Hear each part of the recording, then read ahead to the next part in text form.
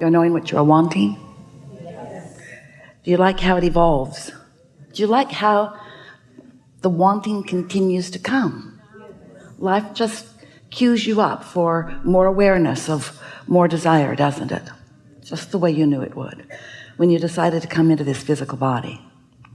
So you've been listening to us for a while? Yes. So you think you have the sense of these things. We're just going to offer some fast, brief points of clarity just so that you can focus and come into full clarification, identification, calibration of your source energy stream, and then off we'll go. All right, we're not going to do a long beginning here today because there are a lot of you here and you get the basis pretty much. So here it is. We'll just ask you to focus with us. Do you know that you are the creator of your own reality? And you understand that you do it because you are continually offering a vibration. It's emitting from you, whether you know that it is or not, in all moments. And that the powerful law of attraction that manages all connections, all relationships, all rendezvous, all creation in this universe, the law of attraction is responding to your vibration. And so do you get that it is attraction, attraction, attraction, attraction, attraction, attraction, attraction? So isn't it nice when you know that it is attraction to be in control of your output to which the law of attraction is responding? Don't you want to feel secure so that things of a secure nature flow to you? Don't you want to feel secure so that you are not repelling things of a secure nature? Don't you want to feel love and appreciation so that lovely and appreciable things flow into your experience? Esther had a wonderful experience a few weeks ago, coming back from Barcelona, at the airport in Barcelona. They were lined up, hundreds of them, getting on a very big plane, and the boarding time was slow, a little delayed. Lots of people had been standing there for a while, and they began the boarding. And as always, with most airlines, certainly with this one, they ask for people who needed a little extra time to board. And a big line formed. And a lot of people began getting on early because they needed extra time to board. And Esther was standing in the first boarding area after that with a lot of people, all of whom had paid a lot of money for their ticket. They were going to be in the first class cabin, and as this long line of people was boarding the airplane, a woman who was in line behind Esther began protesting openly. Why is she pre-boarding? I don't see a wheelchair or a crutch. I don't even see a limp. Look at that one. I'm 75 years old, she shouted for everyone to hear. And Esther wondered if she was with anyone, but if she was, they weren't owning up to it. And Esther was sort of moving as far away from her as she could because Esther didn't want anyone to think that she was with her either. This went on and on and on and on and on. It was a lot of people pre-boarding. And then Esther and her group were released down the jetway.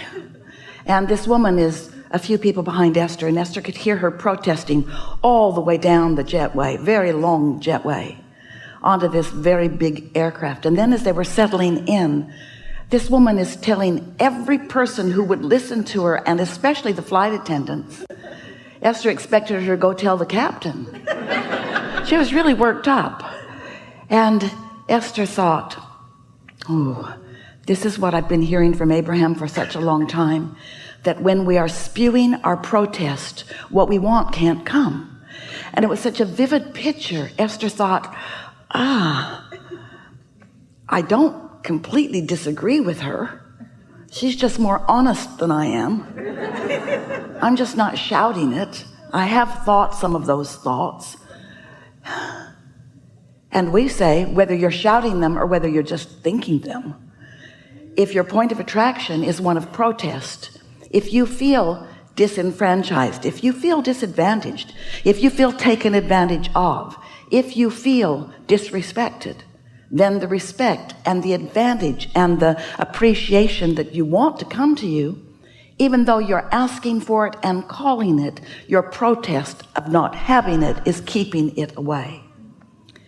And as the plane took off and everyone settled in, and subsequently a lot of people went to sleep, and Esther got up to go to the bathroom, and as she walked by, here was this protesting woman sound asleep. She looked like an angel. Isn't that always the way?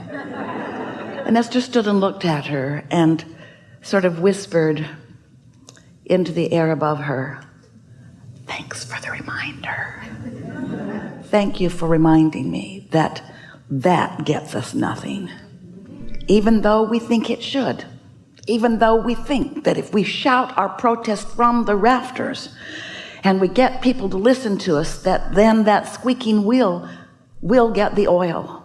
And we say, so here you all are covered in oil, but are you happy? So that's really what we want to talk about. We want to talk about your point of attraction. We want to talk about how you know what your point of attraction is. And so we're just going to be really brief here, and then we're going to open it to what you want to talk about. Your point of attraction is everything, and we just want to remind you that your point of attraction has two powerful facets, because you were source energy before you came into this physical body, and that inner being part of you still is one point of attraction. Your inner being is aware of you here, but your inner being, all of you, didn't come. In other words, the source of you remains non-physically focused in a non-resistant state.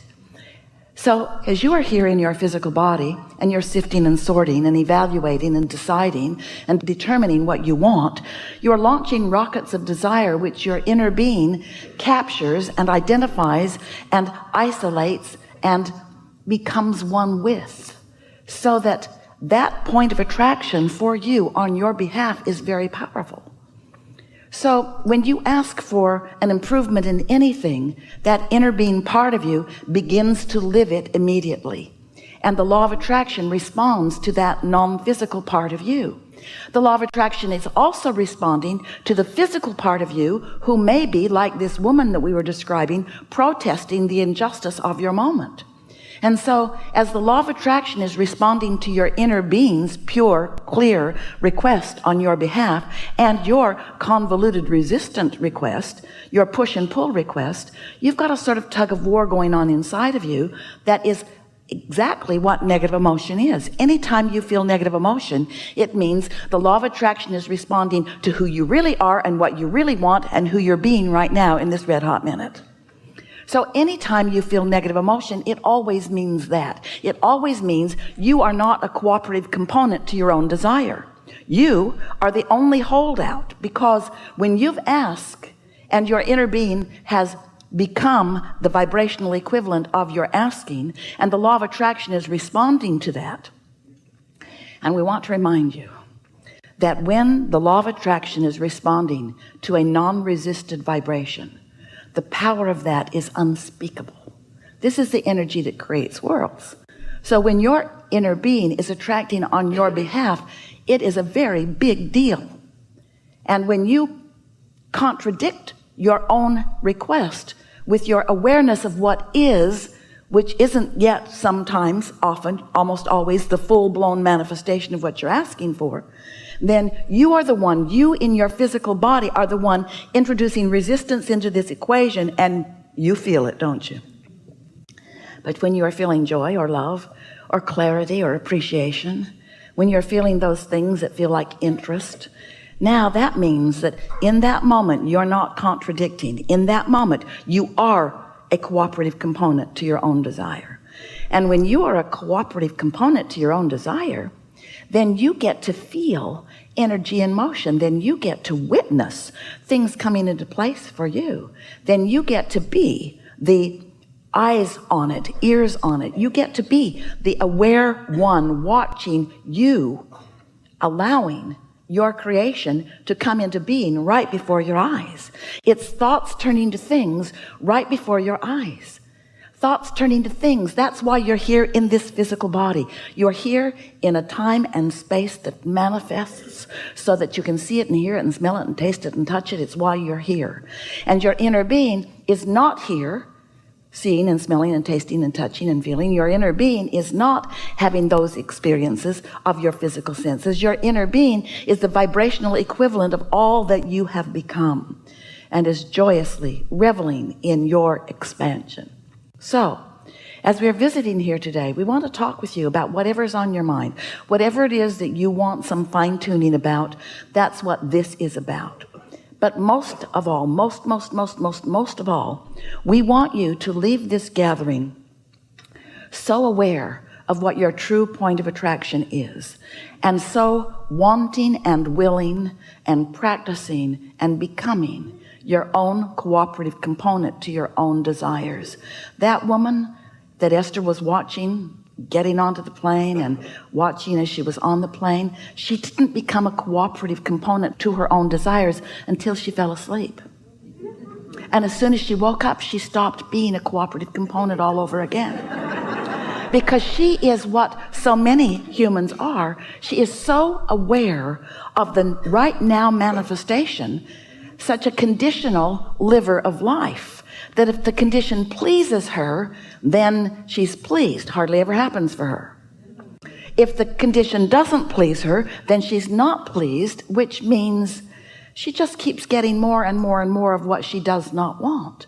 But if you can find a way to get out ahead of it, to decide that you're going to be pleased before you stumble into something where you're not pleased, then you have a better chance of remaining pleased, even if you're standing in the middle of something that isn't pleasing you. And here's why we think that would be a good idea and not hard for you to do.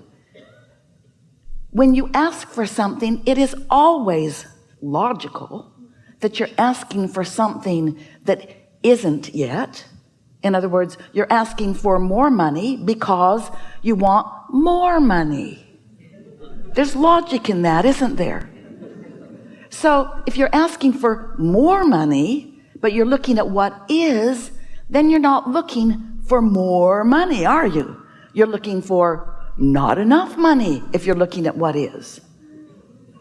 But Abraham, aren't I supposed to be honest?